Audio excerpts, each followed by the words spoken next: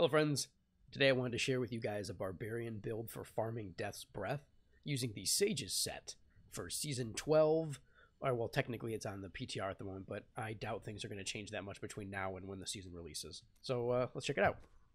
For the skills, I'm going to be using Warcry Impunity, Hammer of the Ancients Smash, Battle Rage Bloodshed, Sprint Marathon, Call of the Ancients Together as One, Wrath of the Berserker Insanity, and then for passes, we got Pound of Flesh, Berserker Rage, Rampage, and Ruthless. Now, you could use Bloodthirst here. You could use Nerves of Steel. I just have, even Superstition, but I wouldn't use that. No, but you know, Ruthless is nice if you think you're doing okay on damage, if you want a little bit extra damage. This could be nice if you need to sustain a little bit better. So play around with that, you know. For items, you're going to be looking at the IK set, which is the set from Hadrig's, which is really awesome, and Sage's set. So the helm, we're using Sage's, and I got Strength, Crit, and Hammer of the Ancients damage on here. You could use Vitality if you wanted to. For shoulders, we're using Fury of the Ancients. I don't actually like these rolls at all. I have Strength, I have all resists, life, and cooldown. I would probably be better off with no cooldown and area damage, or Vitality, something like that. Ideally, it would be Strength, Vitality, area damage, and all resists, I think. Now, I'm using Kimbo's Gold. I know it sounds silly, because it is sort of a silly item, but it does heal you for quite a lot when you're pairing it with Avarice Band and Boon of the Hoarder, and I think you'll see it's just kind of fun. You don't have to use this. You could, depending on what your sustainability is, you could switch up your other passive. Instead of Ruthless, you could use Bloodthirst. And then for your items, you know, you could have you could have a Hellfire Amulet with a different passive.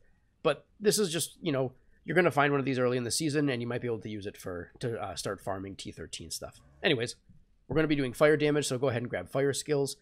And then strength, you know, you would actually be best off with fire, crit, and crit chance, or strength, crit damage, crit chance, something like that.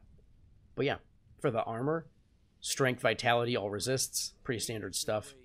For gloves, you're going to be using Sages, and, oh, whoops, I forgot to re-roll these.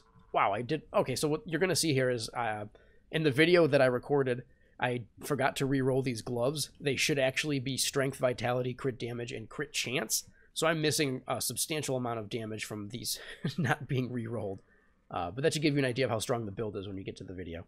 Anyways, then for bracers, you want to use Nemesis bracers. Being able to spawn champions from pylons makes everything go so much faster. You get way more Death's Breath. Is absolutely what you need. So fire skills, strength, vitality, crit chance.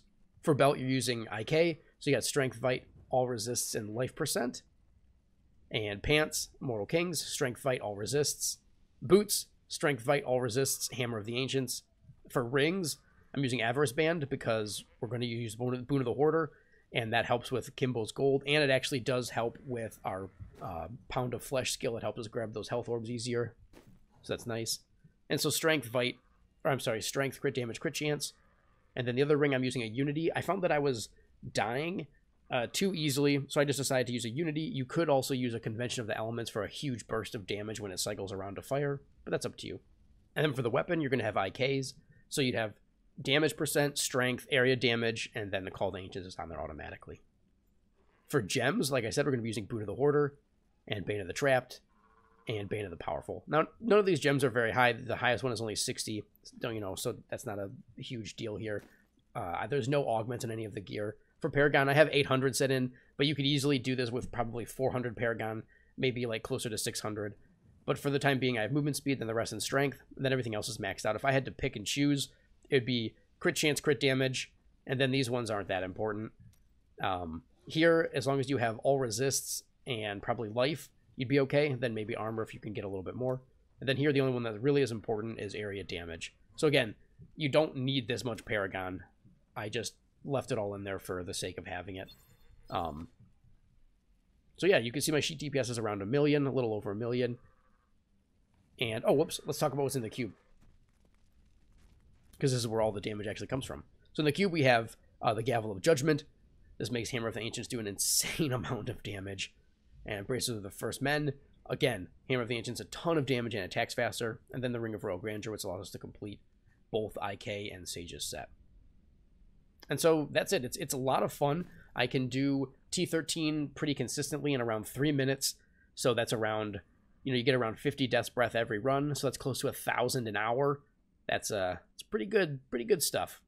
I hope you guys enjoy it, and I'll see you for more Season 12 soon. Talk to you later.